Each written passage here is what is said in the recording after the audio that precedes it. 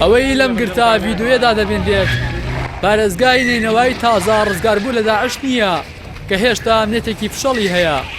ئەمە شاری سلێمانی و پایتەختی ڕۆشنبیریە و سەردانی وەزیری ناوخۆی هەرێمە کە هەمیشە شانازی بە ئەمنێتی حکومەت و ناوچەکەی شێوە دەکات و بە خاڵی جیاکەرەوە لە سەرجەم ناوچەکانی دیکەی عێراقی دەزانن.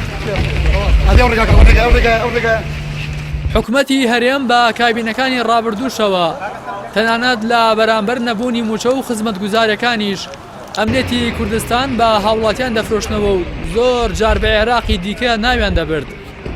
بەڵام هەست ناکرێت خۆیان بەو شێوەی بانگەشەی بۆ دەکەن متمانیان بە ئەمنێت و هاوڵاتیەکانی خۆیان هەبێت یان پێدەچێت ئەمە گرەیەکی دەرونی بێت و ئەوان خۆیان و پاسەوانەکانیشیان چێژ لەم نمایش و سێرکانە دەبینن.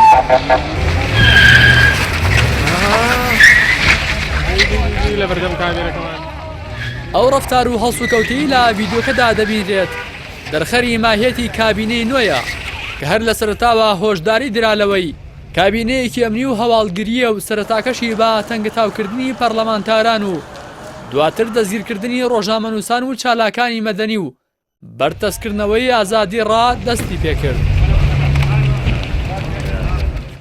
لە تۆڕە کۆمەڵایەتیەکان بۆ چوونی جیاواز لەسەر ئەم ڕەفتارەی کاروانی ئۆتۆمبیل و هێزەکانی پاسەوانی وەزیری ناوخۆ دروست بوو. هاوڵاتیەک نووسیوێتی ئەمە وەزیر هاتووە ئاوایە ئەگەر سەرۆکی کابینەکەی بۆیە چیان دەکرد. هاوڵاتیەکی دیکە دەڵێت مرۆڤ بە بینی نێو وێنانە هەست بە نائارامی دەکات بە جۆرێک وای لێ دەخوێنرێتەوە کە ئەو شاری وەزیر بۆی هاتووە هیچ ئەمنێتێکی تێدا نییە. هاوڵاتێکی دیکەش نووسیوێتی ئەوەی ئومێدی بە چاکسازی ئەم حکومەتە هەیە و پێی وایە پارەی نییە بۆیە موچە دابەش ناکات با سێرێکی ئەم هەموو ئۆتۆمبیل و پاسەوانی وەزیر بکات. پێشتا 2 ساڵی دیکە ماوە ئەو جا دەزانن چ قوڕێک ماوە بیکەن بەسەری و میلەتەدا.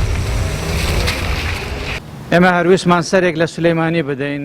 ڕێبەر ئەحمەد کە لای بەشێک لە هاوڵاتیان بە وەزیری سزای سەرپێچی ناسراوە بە پێی بڕیار و ڕێنمایەکانی وەزارەتەکەی لە بواری هاتوچۆدا ئەگەر ئۆتۆمبیلی هاوڵاتیەک بەم خێراییە بڕوات یان فەوزایەکی لەو شێوەیە بنێتەوە پێمان ناڵێ سزا داراییەکەی چەندە؟